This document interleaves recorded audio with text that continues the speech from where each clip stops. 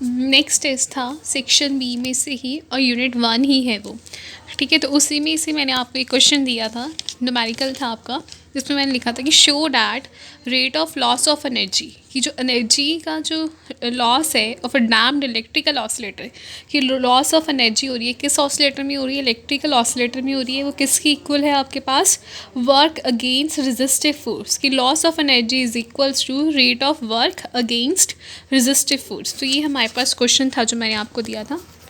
इसमें हमारे पास क्या था कि हमने क्या बताना है कि लॉस ऑफ एनर्जी, जो एनर्जी लॉस हो रही है वो किसकी इक्वल आ रहा है आपके पास, work done against resistive force. Resistive force हमेशा आपकी नेगेटिव में आ रही है, साथ में इसमें हमने क्या लगाना है, वर्क डन। बाकी बात रही स्मॉल अमाउंट कर रहे हो या फिर टोटल वर्क डन या टोटल एनर्जी कैलकुलेट कर रहे हो, वो हम बाद में देख लेंगे। अकॉर्डिंग टू क्वेश्चन हमारे पास क्या है, डैम्ड ऑसिलेटर है, ठीक है। तो डैम्ड ऑसिलेटर ले रहे हो आप, तो हमें पता है कि उसकी एनर्जी किस तरह होती है, U is equals to half M D x upon D T का whole square plus half of S X square.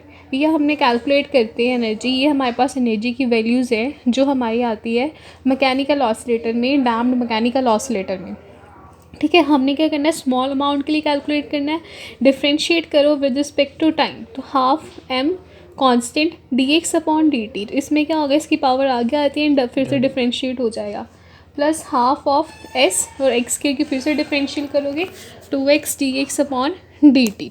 आगे आपने कॉमन वगैरह लिया तो आपके पास आंसर आते हैं। पर हमें पता है कि for the dam mechanical oscillator, dam mechanical oscillator की जो आपने last time differential equation calculate की थी उसकी एनर्जीज वगैरह यूज़ करके, तो ये इक्वेशंस होती हैं, ठीक है। तो आपके पास डैम्पिंग फोर्स हम क्यों कैलकुलेट कर रहे हैं, क्योंकि हमें पता है हमारे पास वर्क डन किसके इक्वल होता है, फोर्स इनटू डिस्प्लेसमेंट। तो ये एक्सप्रेशन बनाने के लिए, वर्क डन के एक्सप्रेशन कैलकुलेट करने के लिए हमें फोर्स की ज़रूरत होती है। तो इसके लिए अब हम काम किसका कर रहे हैं, डैम्प्ड वाले की बात कर रहे हैं, तो फोर्स भी कौन सी आएगी, डैम्पिंग फोर्स आएगी। तो डैम्पिंग फोर्स किसकी इक्वल होती है, R D x upon D t. तो यहाँ से हमारे पास ये वाली पार्ट की वैल्यूज़ कैलकुलेट हो जाती है, तो हम वो चीज़ यहाँ लिख देंगे। अब ये जो वैल्यूज़ आ रही है आप अपनी फर्स्ट इक्वेशन में सब्स्टिट्यूट करोगे, तो हमारे पास क्या होता है कि एनर्जी इसकी इक्वल होती है minus F D D x upon D t.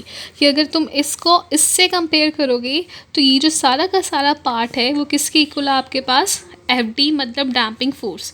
तो वो चीज़ हम यहाँ लिख लेंगे कि इसकी इक्वेशन की जगह हम अब क्या लिखेंगे, damping force F D D x upon D T. अब यहाँ पे आपका एक्सप्रेशन बन गया फोर्स इंटू डिस्प्लेसमेंट। हमने क्या किया, हमने वर्क डन बनाना है, तो यहाँ पे क्या हो गया, फोर्स इंटू डिस्प्लेसमेंट किसके इक्वल होता है, वर्क डन के इक्वल, तो ये किसके इक्वल आ गया आपका, वर्क डन के इक्वल।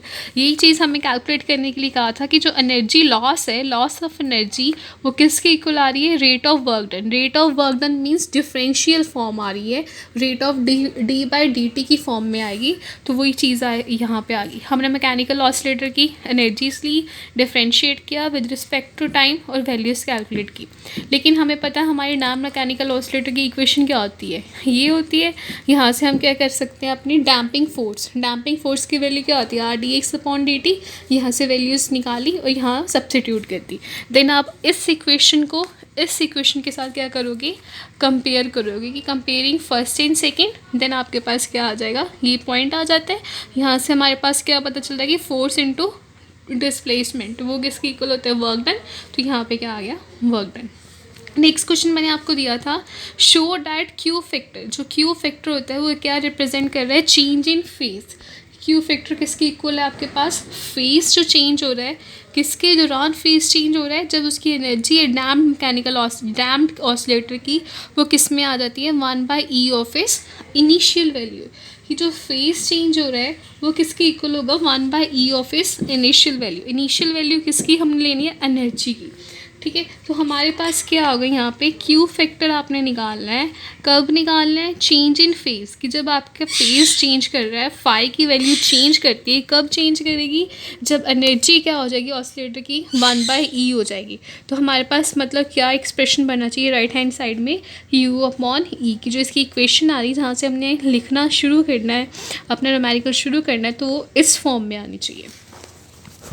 अब हमें पता है एनर्जी क्या होती है डैम्ड ऑसिलेटर की, ये हमने एनर्जी की वैल्यूज़ थी जो आप पीछे से कैलकुलेट करते आए हो अपनी, ठीक है। तो नेक्स्ट हमने ये पॉइंट उन्होंने क्वेश्चन में मेंशन किया है कि एनर्जी क्या होगी, ई वैल्यू होगी उसकी, तो u naught upon e with respect to time. तो इन दोनों को आप क्या करोगे, इक्वेट करोगे, आगे आपके पास कटिंग वगैरह होती है, कट करो, देन इसकी इक्वेशन किसके लिए करो, टाइम के लिए निकाल ली।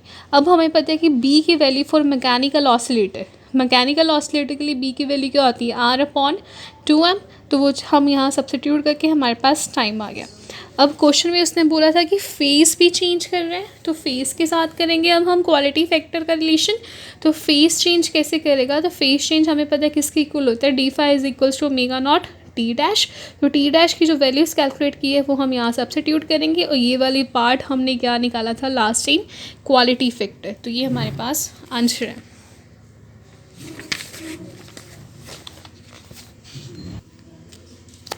नेक्स्ट न्यूमेरिकल मैंने आपको दिया था, इसमें इंडक्टर, कैपेसिटेंस, रेजिस्टर की वैल्यूज़ दी हुई है। यहाँ पे इंडक्टर, कैपेसिटेंस, रेजिस्टेंस की वैल्यू है। ये तीनों किस में कनेक्टेड है, सीरीज़ में कनेक्टेड है। अब बताना कि सर्किट ऑसिलेटरी है या नहीं है। अगर है तो उसकी फ्रीक्वेंसी लिखो। तो हमने एल भी लिख ली यहाँ से, सी की वैल्यू भी लिख ली, आर की वैल्यू भी लिख ली। तो it means l c r बोल रहे हैं, तो आपके पास ऑसिलेटर कौन सा होगा, आपके पास इलेक्ट्रिकल ऑसिलेटर की बात की गई है। तो हमें पता है कि इलेक्ट्रिकल ऑसिलेटर में ओमेगा स्क्वायर की वैल्यू किसकी इक्वल होती है, 1/LC। तो वो हमने 1/LC की वैल्यूज़ कैलकुलेट कर लिए। Then we know that R²/4L², कि ये भी आपके पास वहीं पे टर्म यूज़ की गई थी, तो हमें इसकी वैल्यूज़ पे कैलकुलेट करेंगे। आगे हमने इलेक्ट्रिकल ऑसिलेटर में केसेस पढ़े थे, critical, heavy and lightly damped. उसके अकॉर्डिंगली हमने ये अपनी इक्वेशंस बनाई। यहाँ से हमारे पास पता चल रहा है कि जो हमारे सर्किट क्या है, ऑसिलेटरी, क्योंकि ये वाली जो वैल्यूज़ आ रही है लेस देन दिस आ रही है। अगर तो वो ऑसिलेटरी फंक्शन है, अगर जो ऑसिलेटरी सर्किट है, देन हमें क्या निकालनी है, फ्रीक्वेंसी। तो फ्रीक्वेंसी की वैल्यू हमने वहाँ पे यही चीज़ लिखी थी, हम ये एक्सप्रेशन हमने वहाँ पे इस फॉर्म में लिखे थे, 1/2π√ω0² माइनस बी।